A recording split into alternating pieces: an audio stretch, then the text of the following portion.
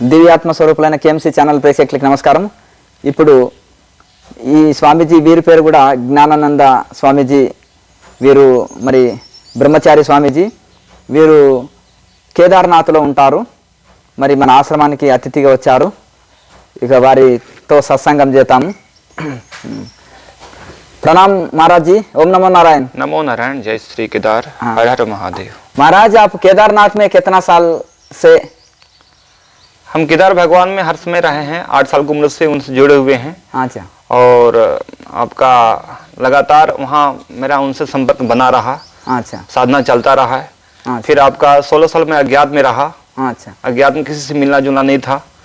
पूरे भारत भ्रमण करते रहा. 12 ज्योतिर्लिंग अनुष्ठान चलता रहा. और अंत में सारे अनुष्ठान करने के बाद मैं केदारनाथ के शरणागत हो गए. अच्छा. मैं बर्फ में भी तपस्या किया. 2 साल बर्फ में रहा. अच्छा. और भगवान को बहुत असीम कृपा रहा को अपने आशीर्वाद से अपने शरणागत अपनी जड़ों में आश्रय दिए. और वहाँ पर मेरा उनकी कृपा से एक स्थान में दे दिए जिसका हंस कुंड नाम है. वहाँ पर कुटिया का निर्माण किया गया. और वहाँ पर भी जो भी आते जाते भक्त संत वहाँ भी उनके सेवा का मुझे भगवान अवसर प्रदान किए. इसके लिए बहुत बहुत आभार और धन्यवाद अपने प्रभु को.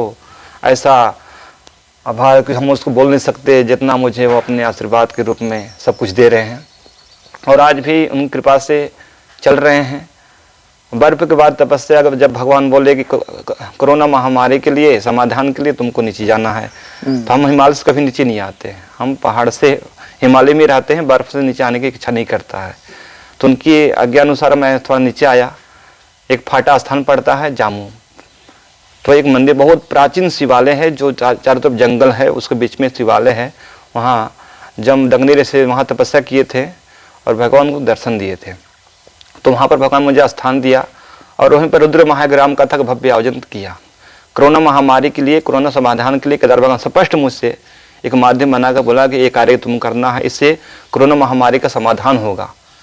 तो उस समाधान के लिए उनकी आज्ञा से मात्र उसने चमत्कार ये किए कि कोरोना आचार संहिता चुनाव चल रहा था. उस मध्य में भगवान ने मुझे 50 लाख का यज्ञ का आयोजन प्रदान किए. और पैसा मेरे पास एक पैसा नहीं. उसने एक संकेत दिए कि तुम कार्य करो, हम कार्य की सारी व्यवस्था हम करेंगे. ये केदार भगवान स्पष्ट हमसे इस स्पष्ट बोले. तो उनके आज्ञा अनुसार मैं चलता रहा.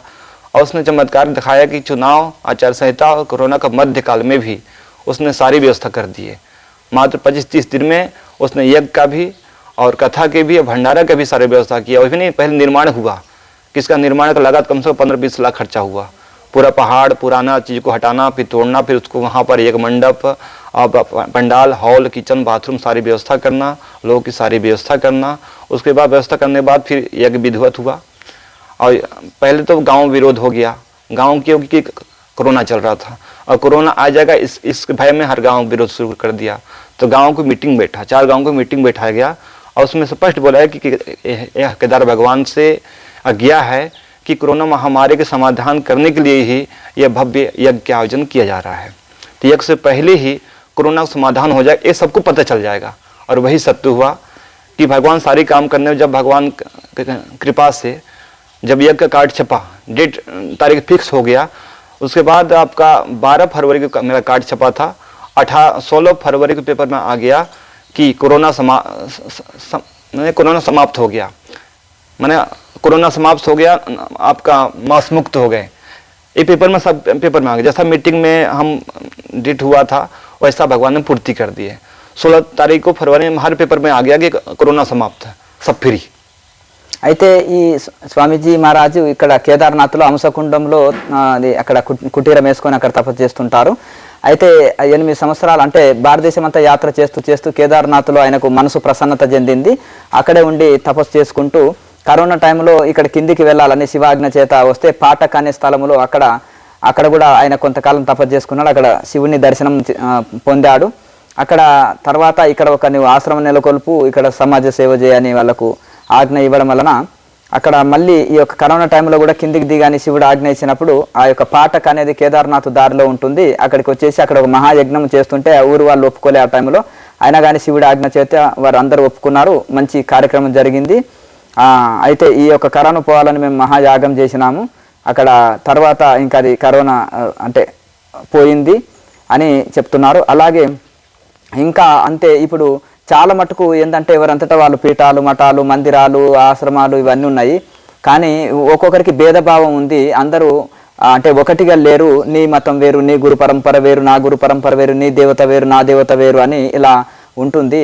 ఇప్పుడు శంకరాచార్య చెప్పిన ఏ విధంగా అయితే అందరినీ కలుపుకొని వెళ్ళాలి మనము అనే ఉద్దేశంతో అద్వైతంతో భేదభావం పోతుంది, ద్వైతంలో భేదభావం ఉంటుంది, నువ్వు వేరు నేను వేరు అనేది.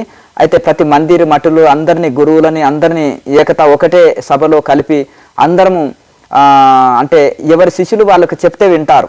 ఇప్పుడు ఎవరెవరి శిష్యులు వాళ్ళ గురువులు చెప్తే వింటారు కనుక ఇప్పుడు గురువులే భేదభావం ఉన్నప్పుడు శిష్యులు ఇంకా ఇదవుతుంది కదా.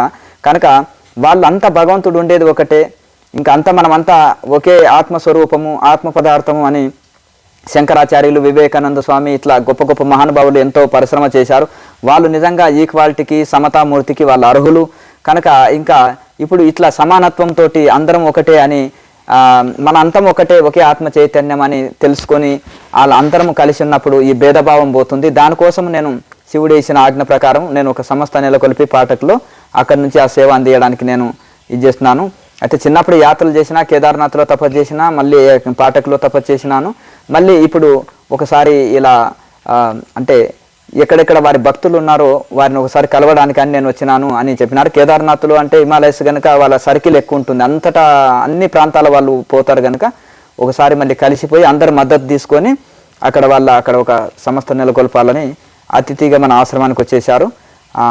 महाराज जी अभी वो आपको यज्ञ संपूर्ण हो गया, अभी आश्रम निर्माण में है। अब सुनिए, अब भगवान की कृपा से, केदार भगवान की असीम कृपा से, हाँ जी, जब वो एक पूर्ति कर दिए जो यज्ञ हुआ कोरोना महामारी के समय, अब जो असली कोरोना है, हाँ जी, जो मेरा धर्म में असली कोरोना लगा हुआ, हर व्यक्ति में त्राही जो कर रहे हैं, जो भेदभाव कर रहे हैं, जो दिखावा कर रहे हैं, उस असली धर्म में जो असली कोरोना लगा उसका समाधान करने के लिए केदार भगवान तरफ से हमको एक माध्यम बनाकर पूरे भारत का सम्मेलन के आयोजन किया जा रहा है। और उसका आयोजन पहले भगवान ट्रस्ट का नाम दिए हैं, जिसका नाम है श्री शिव शक्ति सनातन धर्म ट्रस्ट है हिमालय। केदारनाथ की कृपा से ट्रस्ट का निर्माण हुआ है और ट्रस्ट का आयोजन है 2 बार यज्ञ होंगे पूरे विश्व शांति के लिए, और 2 बार कथा होंगे पूरे विश्व शांति ज्ञान प्राप्त के लिए, और 1 बार सम्मेलन होंगे जिस सम्मेलन में पूरे भारत का मुख्य संत रहेंगे और मुख्य अधिकारी रहेंगे। और आज परंपरा जो समाप्त हो रहे हैं, तीर्थ परंपरा विद्यालय के जो परंपरा उसको बचाने के लिए वो ज्ञान और सम्मेलन होंगे, और उस सम्मेलन से सबको सही इस पूरे विश्व के कल्याण हो। क्यों? कि उसमें मुख्य संत और मुख्य अधिकारी रहेंगे। मुख्य लक्ष्य अद्वैत धर्म जी, सब भक्ति एक है, भक्ति अभेद है। और जिस भक्ति में जहाँ भेदभाव होता है वो भक्ति नहीं है, वो साधु नहीं है। साधु होता है ज्ञान का स्वरूप होता है, अभेद होता है। और जो साधु बनकर भेदभाव कर रहा है, लड़ रहा है, वो साधु कैसा है? साधु मतलब वो ज्ञान होता है और अभेद होता है, भक्ति देता है, ज्ञान देता है, और साधु संस्कार चरित्र का निर्माण करता है, चरित्र निर्माण को समाप्त नहीं करता है। इसलिए आज जितना भी सभी से ही बोलेंगे, प्रार्थना करेंगे कि असली भक्ति का पहचान होता है अभेद, प्रेम, आनंद और सही ज्ञान, सही संस्कार चरित्र। हमारा ये सम्मेलन बहुत ही जरूरी है। आज पूरे विश्व हिंदू धर्म के बचाना है, सनातन धर्म के बचाना है, तो ये सम्मेलन सबके साथ ये सम्मेलन करना है, पूरे भारत का ये साथ देकर एक कार्य करना है। बहुत बड़ा कार्यक्रम है कि पूरे भारत का संत को जोड़ना, पूरे अधिकारियों को एक साथ जोड़कर ये सम्मेलन करना, ये सबसे बड़ी बात है। और सम्मेलन किस लिए हो रहा है? अपने तीर्थ परंपरा और हिंदू धर्म की रक्षा के लिए, सनातन धर्म की रक्षा के लिए आयोजन किया जा रहा है। इसलिए मेरा पूरे भारत भ्रमण चल रहा है। నేను ఎందుకు రావడం కారణం ఏంటిదంటే అందరి సాధువులని కలిసి అందరిని కలుపుకొని అందరిని ఒకే సభలో కూర్చోబెట్టుకొని అంటే అందరికి ఇట్లా నేను పత్రిక ఇవ్వడానికి వచ్చేసినాను అందరికీ అని ఇలా పత్రిక తీసుకొచ్చి ఇచ్చారు. వీళ్ళందరినీ కూడా కలుపుకొని ఇప్పుడు వీరికి దీక్ష ఇచ్చిన గురువులు వీళ్ళు. అయితే ఈ విధంగా ఈ యొక్క ప్రతి సాధువుకు కూడా కలిసి ఈ పత్రిక ఇచ్చి వాళ్ళని ఒక హిమాలయంలో ఒక పెద్ద సభ ఏర్పాటు చేసేసి వాళ్ళందరికీ అక్కడ ఆహ్వానించి అలా అందరినీ కూడా ఇప్పుడు మనం భేదభావం చూపితే భక్తులం అనబడము, సాధువులం అనబడము, స్వామీజీలం అనబడము. మనలో భేదభావము పోవాలి. భగవంతుడు అందరిలో ప్రతి జీవిలో ఒకటే ఉన్నాడు. అద్వైత ధర్మాన్ని సనాతన ధర్మాన్ని స్థాపించాలి. మనము ఇట్లా ఈ భేదభావం పోగొట్టి అద్వైత ధర్మం స్థాపించుట కోసమే నేను చేసే కృషి. శివుడు ఇచ్చిన ఆజ్ఞ ప్రకారం నేను మళ్ళీ ఇక తపస్సు చేసుకొని మళ్ళీ అందరినీ సాధువులని కలుపుకొని వెళ్తున్నాను. మొదలు సాధువులు ఎక్కడెక్కడ మతాలు ఉన్నా కలుస్తున్నాను అందులో అని కలుపుకొని ఈ ఒక సభ ఏర్పాటు చేసేసి అందరినీ కలుపుకొని పోవాలి. గురువులు చెప్తే శిష్యులు వింటారు కనుక ఉండేదంతా ఒకటే భగవత్ స్వరూపము, మనమంతా ఆ భగవత్ స్వరూపమే, భేదము ఏమీ లేదు అని అది అద్వైత ధర్మాన్ని స్థాపించుట కోసమే నేను ప్రయత్నం చేస్తున్నానని స్వామీజీ మహారాజ్ చెప్తున్నారు. అలాగే आपने 2010 में निरंजनी अखाड़ा में मिले हम जी हाँ आपसे आप वो समय में आप ब्रह्मचारी था। ये पारायण शाम को आप पारायण चलता है ना, बढ़िया बहुत स्तोत्र चलता है, बहुत स्तोत्र चलता है। आपको मित्र लोगों भी 4-5 लोगों ऐसा पूरा 2-3 घंटा पूजा पाठ चलता है, बढ़िया बहुत आनंद मिलता है वो सुन के। ऐसा गंगा का पास में वो आरती चलता है ना, आरती और पूजा पाठ शाम को चलता है ना, बहुत आनंद मिलता है बहुत। आपको 4-5 मित्र भी है वो समय में। हम जूना अखाड़े से निरंजनी अखाड़ा आते वो ठीक है महाराज जी, आपको लक्ष्य आपका ठीक है, आपका लक्ष्य अच्छा है, वो अच्छा संकल्प पूर्ण होता है भगवान का कृपा से। अच्छा लक्ष्य अच्छा संकल्प भगवान पूर्ण करते रहते।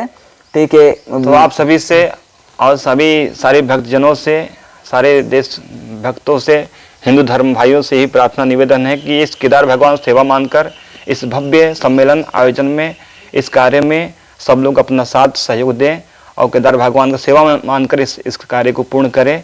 यही सभी से निवेदन है, सभी से आग्रह है और केदार भगवान का आशीर्वाद मानकर इस कार्य को पूर्ति करें।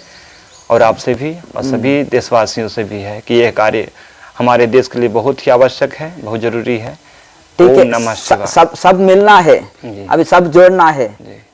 ठीक है, इसलिए मेरा हर मंदिरों में जा रहे हैं, हर गांव में जा रहे हैं, जहां जहां बता रहे हैं कि हम सब एकजुट होकर ये कार्य करना है। एकजुट होकर ही हम इस कार्य को पूर्ति कर सकते हैं, क्योंकि एकजुट होंगे तभी बड़ा कार्य होता है।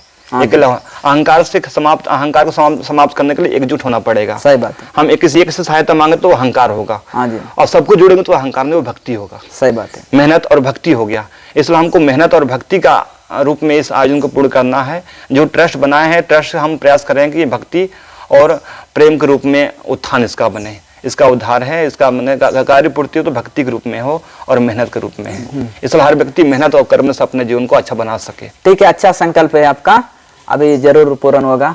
ठीक है, ओम नमो नारायण। नमो नारायण। ओम नमः शिवाय। नागेन्द्रहाराय त्रिलोचनाय वश्मङ्गराय महेश्वराय नित्याय शुद्ध्याय दिगंबराय तस्मै नकाराय नमः शिवाय। मंदाग्नि सलिलचंदन चर्चिताय नंदीश्वर ब्रह्मनाथ महेश्वराय मंदार पुष्प बहु पुष्प सुपूजिताय तस्मै मकाराय नमः शिवाय।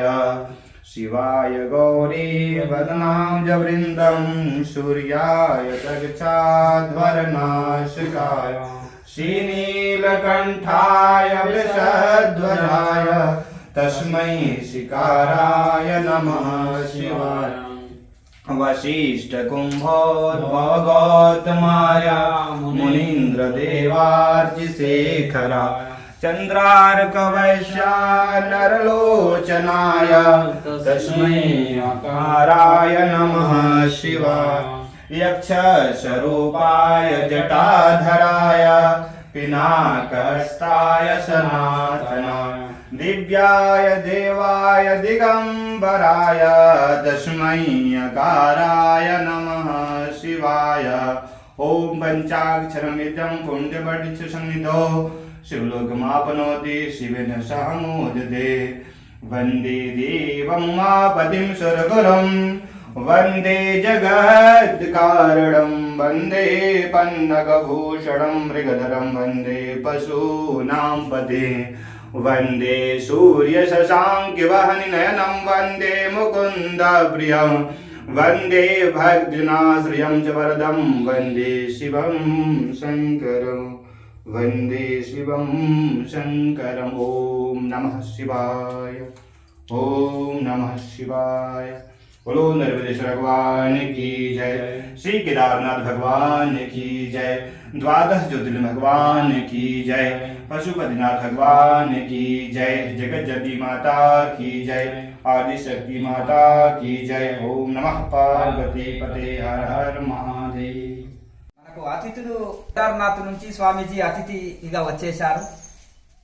సంతోషం. అతిథులకు సన్మానం చేసుకోవడం మన డ్యూటీ.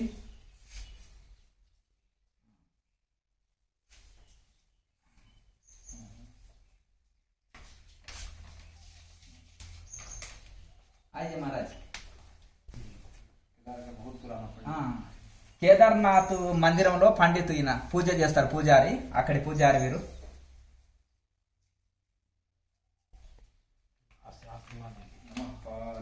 పతయే హర హర మహాదేవ్. అతిథులకు సన్మానం చేయడం మన యొక్క